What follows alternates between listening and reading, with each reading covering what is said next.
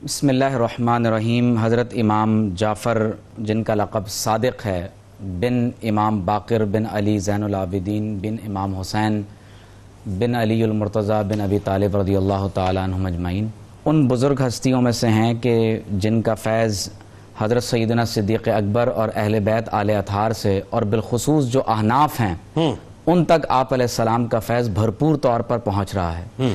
میں یہ سمجھتا ہوں کہ جن ریسرچرز کا ابھی آپ نے نام لیا ہے، اگر ہم صرف ایک ہی ہستی کو دیکھیں تو معلوم یہ ہوتا ہے کہ آپ کس بلند پائے کے بزرگ اور عالم بزرگ ہستی تھے، اور وہ حضرت امام اعظم ابو حنیفہ رحمۃ اللہ علیہ۔ اللہ اکبر، اللہ پورا فقہ حنفی، اور ظاہر ہے کہ تمام مکاتب فقہ میں ہم تمام ہی بزرگوں کو امام اعظم ابو حنیفہ کا شاگرد دیکھتے ہیں، یہاں تک کہ کہا گیا کہ جتنے بھی آپ کو فقہا نظر آتے ہیں الناس کلہم عیال ابی حنیفہ فی الفقہ، کہ تمام تر فقہا وہ دراصل امام اعظم ابو حنیفہ کا کنبہ اور خاندان ہیں۔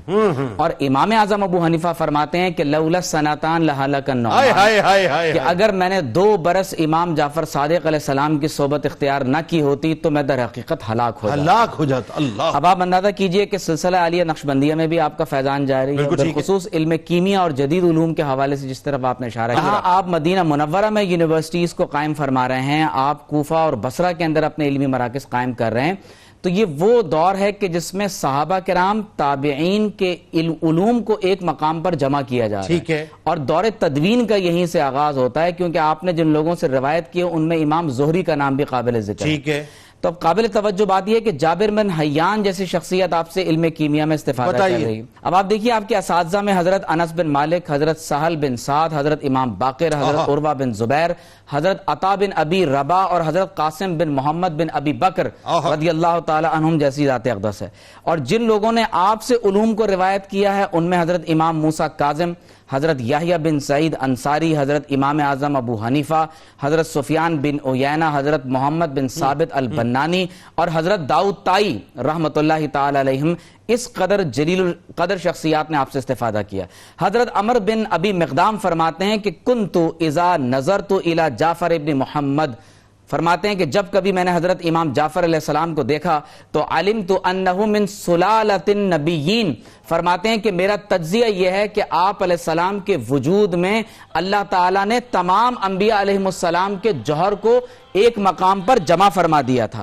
پھر آپ علیہ السلام خود ارشاد فرماتے ہیں کہ میں نے آپ کو مختلف مقامات پر کھڑے ہو کر یہ فرماتے ہوئے سنا کہ سلونی مجھ سے سوال کرو، جس علم کے بارے میں چاہو مجھ سے سوال کرو، قبل ان تفقدونی فإنہ لا یحدثکم احد بعدی بمثل حدیثی، فرماتے ہیں کہ جو علم تمہیں میرے دامن مراد سے عطا ہو رہا ہے، فرمایا کہ میرے بعد تمہیں یہ علم کبھی کوئی عطا نہیں فرمایا۔ آپ صلی اللہ علیہ وسلم ایک مرتبہ ممبر پر کھڑے اور فرمایا کہ مجھ سے جو چاہو پوچھ لو، سلونی اما شئتم، تو یہ دراصل حضور علیہ السلام نے وہ علوم اہل بیت کو عطا فرمایا، اب وہ سلونی اما شئتم فرماتے ہیں۔ پھر امام اعظم ابو حنیفہ کا قول آپ نے نقل کیا، آپ خود ارشاد فرماتے ہیں، پھر آپ اندازہ کیجئے کہ آپ کی محبت شیخین کریمین سے کیا ہے، فرماتے ہیں کہ واللہ انی لارجو، فرماتے ہیں اللہ کی قسم میں اس بات کا یقین رکھتا ہوں کہ اللہ تعالیٰ مجھے ابو بکر صدیق سے جو قرابت نصیب ہوئی ہے، اللہ تبارک و تعالیٰ اس کی بدولت مجھے ان کی شفاعت عطا فرمائے گا۔ اور پھر آپ نے فرمایا کہ اگر مجھے کسی شفاعت کی قیامت کے دن امید ہے تو فرمایا کہ وہ میرے جد امجد حضرت سیدنا ابو بکر صدیق رضی اللہ تعالی عنہ کی ذات اقدس ہے۔ تو اگر آپ اس پوری یعنی بحث کو آپ کنکلوڈ کریں تو اگر آج ہمیں اہل بیت آل اطہار اور حضور علیہ السلام کے جلیل القدر صحابی افضل البشر بعد الانبیاء حضرت صدیق اکبر رضی اللہ تعالیٰ عنہ اور امام اعظم ابو حنیفہ کا فیضان چاہیے، اور بالخصوص اگر حنفیوں کو یہ فیضان چاہیے تو انہیں حضرت امام جعفر صادق علیہ السلام کی خدمت میں حاضر ہونا پڑا۔ جب حضرت امام جعفر صادق علیہ السلام نے صحابہ کرام رضوان اللہ تعالی علیہ مجمعین سے بالخصوص صدیق اکبر رضی اللہ تعالی عنہ سے فیض کو اپنے دامن میں جمع فرمایا، تو اب آپ کا وہ دور ہے کہ جس میں علوم کو باقاعدہ کمپائل کیا جا رہا ہے، کمپائلیشن کا دور ہے، اور اس عہد میں آپ نے بالخصوص مدینہ منورہ میں جب علم کو آپ نے لٹایا ہے تو سب سے بڑی شخصیت جس نے آپ سے استفادہ کیا مدینہ میں صفہ یونیورسٹی سے، تو وہ حضرت امام مالک رحمۃ اللہ علیہ کی ذات اقدس۔ فرسٹ ریزیڈینشل یونیورسٹی دنیا میں اگر پہلی کوئی بنی ہے تو صفہ ہے، اور اس کی جدید صورت اگر کوئی ہے تو امام جعفر صادق علیہ السلام۔ آپ کا فرمان ہے جس نے اللہ کو پہچان لیا وہ ما سوا اللہ سے اپنا منہ پھیر لیتا ہے. آئے ہائے. فرمایا توبہ کے بغیر کسی کی عبادت درست نہیں ہوتی. اللہ. پھر آپ فرماتے ہیں کہ جس نے محمد رسول اللہ صلی اللہ علیہ وسلم اور اہل بیت پر درود پڑھا اللہ تبارک و تعالی اس کی 100 حاجتوں کو پورا فرمائے. صلی اللہ علیہ وآلہ. پھر آپ فرماتے ہیں اگر رزق میں برکت چاہیے تو استغفار پڑھو. پھر آپ فرماتے ہیں الصلاۃ قربان کل تقی.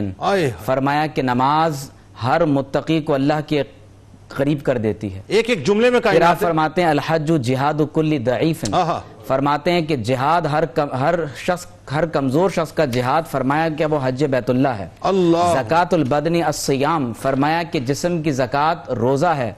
فرمایا کہ اگر تم اللہ تبارک و تعالیٰ سے رزق طلب کرنا چاہتے ہو تو اس کے راستے میں صدقہ کیا کرو. اور آپ سے کسی نے پوچھا کہ حضرت اللہ نے مکھی کو پیدا کیوں فرمایا؟ تاکہ فرمایا تاکہ اللہ رب کریم نے مکھی کو اس لیے پیدا فرمایا تاکہ وہ بڑے بڑے ظالم اور جابر لوگوں کو ذلیل و رسوا کر دے.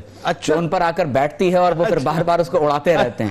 اور پھر آپ نے جو بالخصوص ان کے اخلاق حسنہ اور خوف آخرت کی بات کی ہے تو آپ فرماتے ہیں کہ الفقہاء امناء الرسل. فرمایا کہ جو اللہ کے دین کے عالم ہیں یہ اللہ کے رسولوں کے امین ہوتے ہیں. تو اگر کسی فقیہ کو تم بادشاہوں اور سلاطین کے قریب جھکتا ہوا دیکھو تو اس کے بارے میں کبھی اچھا گمان نہیں کرنا کہ وہ درست راستے پر ہے. اور پھر آپ نے یہاں تک ارشاد فرمایا کہ کسی نے آپ سے سوال کیا کہ آپ حضرت ابو بکر عمر رضی اللہ تعالیٰ عنہما کے بارے میں کیا فرماتے ہیں تو آپ نے فرمایا کہ تم مجھ سے ان مقدس ہستیوں کے بارے میں سوال کرتے ہو کہ جو ثمار الجنہ یعنی جنت کے پھل ہیں اور جو ابو بکر عمر رضی اللہ تعالیٰ عنہما سے برات کا اعلان کرتا ہے فرمایا میں بھی اس سے برات کا اعلان کرتا ہوں. اور پھر آپ کی سنت یہ رہی کہ اپنے گھر میں جو کچھ ہوتا تھا وہ اللہ تعالیٰ کے رستے میں کھلا دیا کرتے تھے یہاں تک کہ گھر میں بھی کھانے کے لیے کچھ نہیں ہوتا.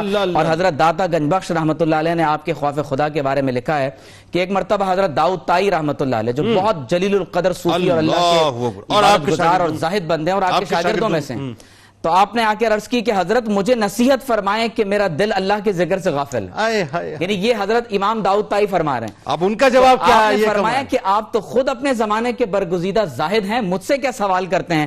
تو آپ نے عرض کی کہ اے فرزند پیغمبر آپ کو تمام مخلوقات پر اللہ نے برتری عطا فرمائی ہے تو آپ کا حق ہے کہ آپ مجھے نصیحت فرمائیں. تو آپ نے کچھ دیر ٹھہر کر ارشاد فرمایا کہ اے ابو سلیمان میں اس بات سے ڈرتا ہوں کہ قیامت کے دن میرے جد محترم مجھے پکڑ کر کہیں مجھ سے یہ نہ پوچھ لیں کہ اے جعفر تو نے میری مطابقت کا حق ادا کیوں نہ کیا. یہ عاجزی اور انکساری کا عالم ہے. تو اس پر حضرت داؤد طائی نے فرمایا کہ اے امام جعفر صادق ہم تو قیامت کے دن خود آپ کے دامن شفاعت میں پناہ حاصل کریں گے. وہاں دیکھیے کیا اللہ آپ کے طفیل ہمیں شفاعت عطا فرمائے گا. جب آپ کی عاجزی اور انکساری کا عالم یہ ہے تو ہمارے اعمال کس کھاتے میں. اور پھر آپ دیکھیے کہ آپ کی ایک سنت یہ رہی کہ جب آپ کے شاگرد اور آپ کے احباب آپ کے نشست میں بیٹھا کرتے تھے تو ان کا ہاتھ پکڑ لیتے اور فرماتے تھے کہ لوگوں مجھ سے وعدہ کرو کہ ہم دونوں میں سے جنت میں جو پہلے جائے گا وہ اس کو اپنے ساتھ جنت میں لے کر جائے گا. تو پھر لوگ آپ سے کہتے تھے کہ ہم تو خود قیامت کے دن آپ کی شفاعت کے محتاج ہوں گے. تو گویا کہ آپ بتانا یہ چاہ رہے ہیں کہ لوگوں اگرچہ تمہارے اعمال اور تمہاری عبادات اگرچہ اس میں کثرت ہو لیکن ہمیشہ یہ یاد رکھنا کہ قیامت کے دن اگر کوئی بخشا جائے گا تو وہ اللہ تبارک و تعالی کی رحمت اور محمد الرسول اللہ کی شفاعت کے صدقے بخشا جائے گا. اللہم صلی علی محمد وعلی آل محمد